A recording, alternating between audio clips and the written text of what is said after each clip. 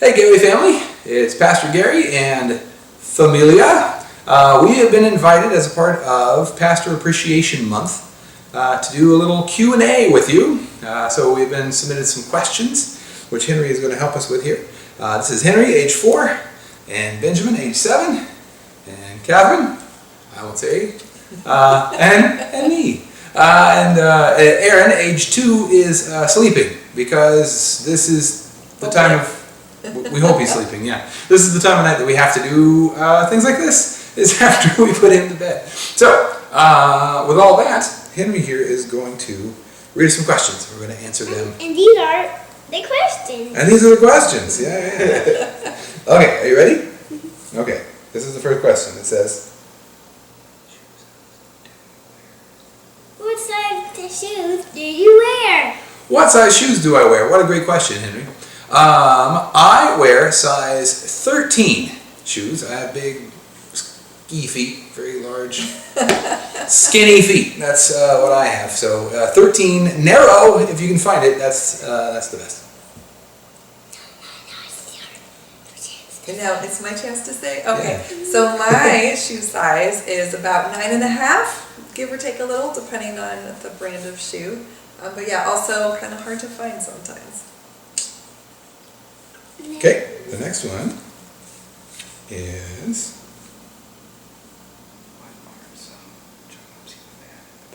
What jobs have you had in the past? what are some jobs that I've had in the past, back before I was a pastor? I've done all kinds of odd things for work at various times.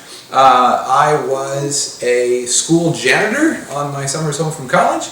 I worked at an elementary school doing like overnight shift, and I would clean up the school when there was nobody else there.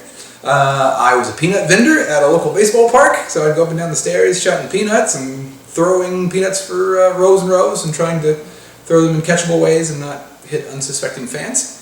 I of course worked in the Capitol building. That was my former life before I moved into ministry. And what else? What else have I done? That's about it, right? Oh, in college I worked as a driver for a student transportation service. I was kind of like a taxi driver, which was super fun and one of my favorite jobs. I worked graveyard shift from like 11 o'clock at night till like 7 in the morning, and it was great, and I miss those days. So yeah, that's me. That's me. So when I was younger, I did a lot of babysitting, a lot of pet sitting. Probably my most unusual job was that I got a job as a paper girl. I had a paper route when I think I started in 4th grade. I strapped on my roller skates, and we lived in an apartment complex, and I delivered papers via roller skate. And then when we moved out to the country, I rode my horse and delivered papers on horseback, which was pretty fun. Pretty good way to earn money. Nice. Horseback paper girl. It's pretty solid. Why did you become a pastor? Why did I become a pastor? Well, the short answer to that question is because God wouldn't let me do anything else.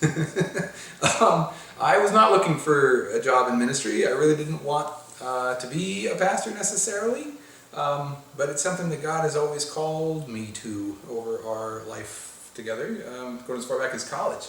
The first time that God ever kind of put a heart check in my life to ask me, would you do this if I called you? That was the first time. And then when I started doing youth ministry, I wasn't looking for that. I prayed and said, God, I'll do anything you want me to do in the church except for youth ministry. I really don't want to do that job, Lord, because teenagers are hard. And so that's what he called me to, was youth ministry. And so I did that for a decade and loved it. And then more recently, when I was finishing seminary, my plan was to finish seminary and then go on and do my PhD and find a classroom and teach theology. I wanted to be a theology professor. That was my dream job at that point. And as I was graduating seminary, God renewed my call to pastoral ministry, to use those teaching gifts, but to use them in a local church. And I said, oh no, Lord, I don't want to do that. but he insisted, and I'm so glad I did, because that's how I got to start pastoring at Gateway, and it's been an amazing experience. So, so God said so I kind of had to. That's how I became a pastor. I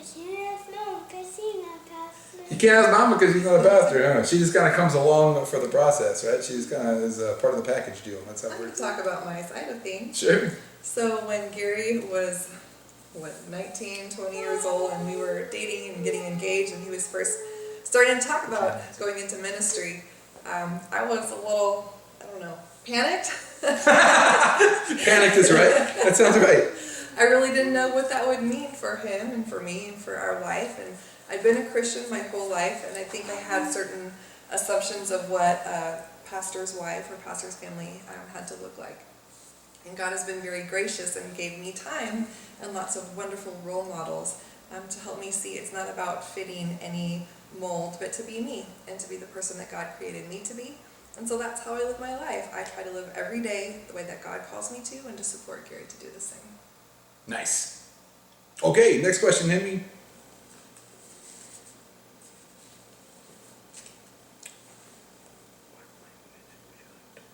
What language would you like to learn?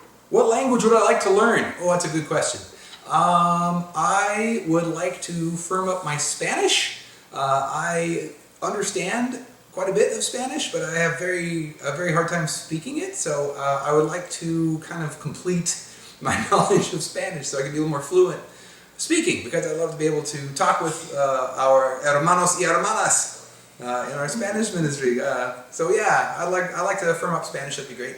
Beyond Spanish, I would love to learn to speak German for a couple reasons.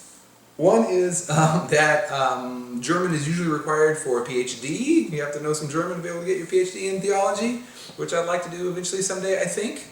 And then also, German is just a cool language because they have these amazing words that mean like an entire phrase, but it's in like one word, So it means like, there's like a word for like, the regret you feel when you almost are able to do a thing, but then come just short of being able to do it, right? And it's a word like, Fugenschlagerburger. So I'd like to know more like Fugenschlagerburger, because that'd be pretty cool. Fugenschlagerburger.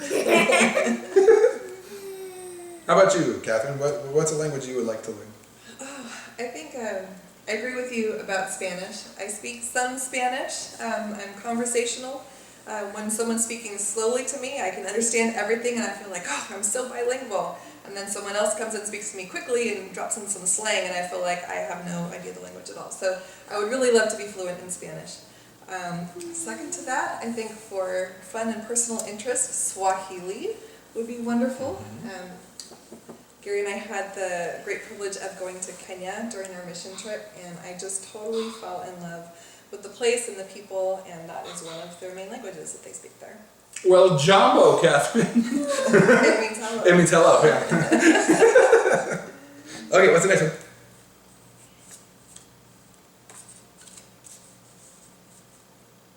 Oh. What's your happy place? Where is your happy place? I think we'll let Catherine answer this one first. Oh, well, I've got a few, but probably my favorite is Arches National Park in Moab, Utah. I've been twice, and every time I just feel blown away by the wonder of God's creation. I really am more of a forest girl than a desert girl, but it's just incredible to me that in the middle of the desert, it's flat for miles and miles, and in the middle of all that, God put this amazing creation for us to discover, and it stirs me to worship when I'm there. It's so beautiful and incredible, and I can't wait to take these boys someday. Yeah, absolutely. Arches is amazing. For me, my happy place recently has been on an improv stage. Performing improv comedy has been so fun for me as a hobby. And when you're performing improv, you can't think about anything else. So in that moment, right, when I'm on stage and I'm in a scene with somebody else and we're telling a story and we're portraying characters, I can't think about other things. I can't think about any of my problems or what's going on in the world or anything other than that moment. You have to be in that moment with another person who is in that moment too. And that's just so unique in this world to have those times like that where you're just focused on what you're doing. There's such clarity in it. It's so cool. So I missed that. I missed that a lot because we're not performing these days. Theater shows are hard to go to, as it is. But a close one that's related to that is, of course, the pulpit. When I'm preaching at church, I have a similar time of being sort of in that moment. It's similar in a lot of ways, right? There's a performance aspect, and you're thinking about what you're saying, and you're connecting with people, and there's some similarities there. It's not exactly the same, but it's definitely a happy place for me when I get to preach, and again, I'm hearing the Spirit well, and people are connecting with what God is saying through me. That's one of the most powerful things that there is on earth. So I have to pick that. That's my other happy place. And of course, with these guys playing board games and hanging out, that's a good happy place too.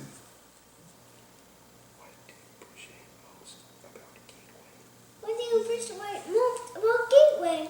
What do you appreciate most about Gateway, Catherine? Wow. I really love that it's a place that I felt God specifically called us to. When we come back to Sacramento and we're looking for a church home, God really brought it to our hearts, and I feel like it's a place we're supposed to be, which is a gift. Something that's really unique about Gateway that I love is our bilingual ministry with the English and the Spanish, to be able to worship together, to have preaching in both languages, to have different cultures coming together. I think it's so beautiful, and it's something that is really unique about our church. So I'm very grateful to have that about Gateway. That's awesome. I think what I appreciate most about Gateway is how well loved I have felt at this church. I have never in my life been a part of a church where I have felt as appreciated and valued, and people express that. Like, it's not just something that I feel or an impression that I have, it's something that people say, that they appreciate what I bring. And I know better than anybody that I'm different in a lot of ways. But people seem to appreciate the ways that I'm different. And not just me, but other people who are different have a place at Gateway too. And that's really special. That's really amazing. So so I feel so valued and so encouraged and so strengthened by it. And I'm really grateful for things like Pastor Appreciation Month and for all the emails and texts and encouraging notes that you guys send and give. They mean the world to me and to us. So thank you. Thank you for loving me, and thank you for loving my family well. And thanks for giving us such a great church home to be a part of. Muy bien. Muy bien. Muy bien indeed. What does it mean? Muy bien. It means very well, very good. Muy bien. So, from our family viewers, thank you so much, Gateway. We love you guys. God bless you, and we'll see you soon.